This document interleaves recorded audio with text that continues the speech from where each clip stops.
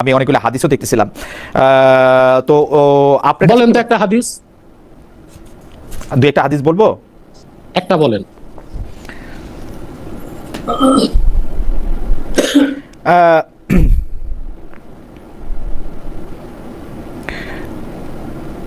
এইটা নবীজির ওহী লেখক যিনি ছিলেন, যিনি সাদ, সেই ইবনে মানে তিনজনকে আমরা পাইতেছি যারা আসলে ধর্ম নেওয়ার পরে ধর্ম ত্যাগ করছিল। একজনের নাম হচ্ছে হারিথ, একজনের নাম হচ্ছে নবীজির ওহী লেখক ইবনে সাদ, এবং একজন হচ্ছে ওবায়দুল্লাহ। এই তিনজনের কাউরেই মৃত্যুদণ্ড কেন কোনো শাস্তি তিনি দেন নাই। তিনি মনে কষ্ট পেয়েছেন কে, এবং সর্বদা কিন্তু মেনে চলেছেন, সর্বদা মেনে চলেছেন লা ইকরাহা ফিদ্দিন, ধর্মে জবরদস্তি নাই। বাকারা 256 নম্বর আয়াত।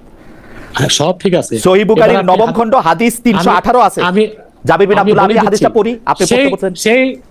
আমি তো বললাম, এবার আপনার মনে পড়ে গেল, আপনি বলেন। জি, বুখারী শরীফের শেষ খণ্ডে স্পষ্ট হাদিস, রাসূলুল্লাহ সাল্লাল্লাহু আলাইহি ওয়াসাল্লামের নির্দেশ, মান বাদদালা দীনাহু ফাকতুলু, যে ব্যক্তি মুরতাদ হয়, ইসলাম গ্রহণের পর ইসলাম ছেড়ে দেয়, তার মৃত্যুদণ্ড কার্যকর করে। সহিহ বুখারীতে হাদিস একেবারে শেষ খণ্ডের শেষ দিকে স্পষ্ট উল্লেখ আছে। এখন যাদেরকে রাসূলুল্লাহ সাল্লাল্লাহু আলাইহি ওয়াসাল্লাম মৃত্যুদণ্ড দেন নাই, তখন পর্যন্ত মুরতাদের শাস্তি মৃত্যুদণ্ড এই হুকুম বলবৎ হয় নাই। এই হুকুম বলবতের আগে যেমন শরীয়তের মধ্যে তো অনেকে ইসলামের প্রাথমিক অবস্থায় নেশা করতেন, মদ পান করতেন, কিন্তু আল্লাহর পক্ষ থেকে নির্দেশ ছিল লা তাকরাবুস সালাত ওয়া আনতুম সুকারা, তোমরা মদ্যপ অবস্থায় নামাজের কাছে যেও না। কিন্তু যখন আল্লাহ তাআলা মদকে হারাম করে দিলেন, তখন তো আর নামাজের বাইরেও মদ ধরার সুযোগ নাই, পরও মদ ধরার সুযোগ নাই। আপনি যে হাদিসের রেফারেন্স দিয়েছেন, তখন পর্যন্ত মুরতাদের শাস্তি মৃত্যুদণ্ড এটা বলবৎ হয় নাই। কিন্তু মুরতাদের শাস্তি যখন মৃত্যুদণ্ড এটাকে যখন বলবৎ করা হলো, কিন্তু হাদিস তো পরে, হাদিস তো পরে, এই হাদিস তো সংকলন হচ্ছে পরে। শুনেন না আগে বুখারীর এই হাদিস শুনেন না। জি, বুখারীর আমি তো বলতেছি, আমি একেবারে বুখারীর শেষ দিকের হাদিস বললাম।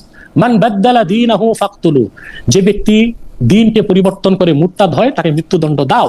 এটা বুখারী শরীফের হাদিস। এখন কোন হাদিস নাসে, কোনটা মানসুখ, কোনটায় মাসালা হবে, কোনটায় রায় হবে, এটা তো আপনাকে বুঝতে হবে।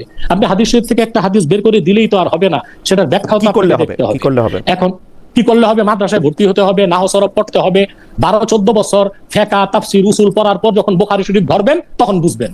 আর এমনি বাংলা তরজমা পড়ে কিছু বুঝবেন না। ওকে, এটার জন্য একটা উদাহরণ দিব। তরজমা করা যায়, যদি আপনি রাগ না করেন, আমি একটা উদাহরণ দিই। আমাদের দেশে যারা এমবিবিএস ডাক্তার হয়, এইচএসসির পর তারা 6 বছর পড়াশোনা করে, এটা তো নিশ্চয়ই আপনি জানেন। এখন এমবিবিএস এর বইগুলো সবই বাংলাতে আছে। এখন মনে করেন কেউ 5 পাস, 6 পাস, 10 পাস করে ঘরে বসে 6 বছর এমবিবিএস এর বইগুলো পড়লো, তারপর ডাক্তারি করলো, রোগী মারা যাবে না?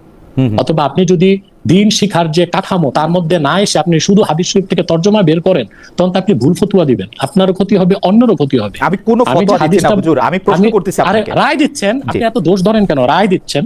দেখুন বুখারী শরীফের মধ্যে সহিহ বুখারী হাদিস নাম্বার 3017 সুস্পষ্ট ভাবে এখানে আছে, হাদাসানা আলী ইবনে আব্দুল্লাহ হাদাসানা সুফিয়ান আন আইয়ুব আন ইকরামাহ আন আলিয়ান হাররাকা কওমান ফাবালাগা ইবনে আব্বাস ফাকালা লাউ কুনতু আনা লাম উহাররিকহুম লিআন্না an-নাবিয় সাল্লাল্লাহু আলাইহি ওয়াসাল্লাম ক্বালা লা তুআযযিবু বিআদাবিল্লাহ ওয়া লাকাতালতুহুম কামা ক্বালা an-নাবিয় সাল্লাল্লাহু আলাইহি ওয়াসাল্লাম মান বাদদালা দীনাহু ফাকতুলু।